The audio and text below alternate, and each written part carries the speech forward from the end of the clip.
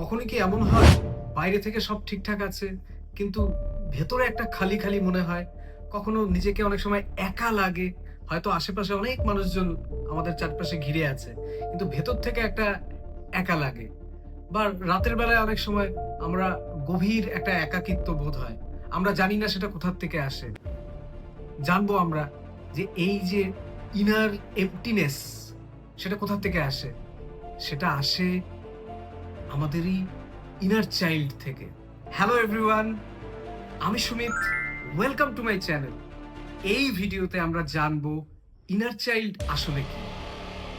Inner child কিন্তু কোনো গল্প না, এটা আমাদেরই সেই ছোটবেলাকার আমি, যা আমাদের অন্তরে আমরা এখনো তাকে লালিত করি।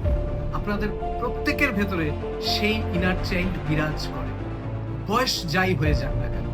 আপনার বয়স এখন 40 হতে পারে, 50 হতে পারে, 60 হতে পারে, কিন্তু আমাদের প্রত্যেকের ভেতরে সেই অন্তঃশিশু, সেই ইনার চাইল্ড, সে হয়তোবা 3 বছর বয়সী বা 5 বছর বয়সী, সে কিন্তু আমাদের মধ্যে এখনো বিরাজ করছে। বেশিরভাগ ক্ষেত্রে সে আনহিল্ড অবস্থায় রয়েছে।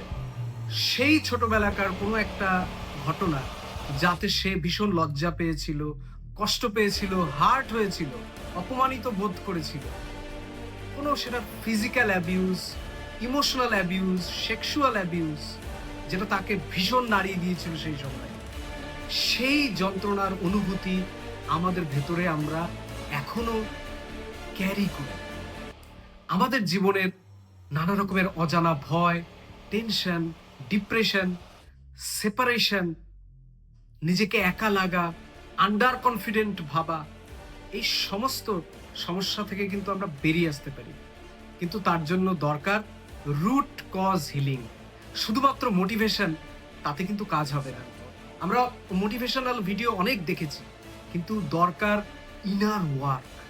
আর এই ইনার ওয়ার্ক শুরু হয় আমাদের সেই ছোট্ট আমিকে জানার মাধ্যমে, তাকে বোঝার মাধ্যমে, তার সাথে সম্পর্ক স্থাপনের মাধ্যমে। আর এই প্রক্রিয়াকেই আমরা বলি ইনার চাইল্ড হিলিং।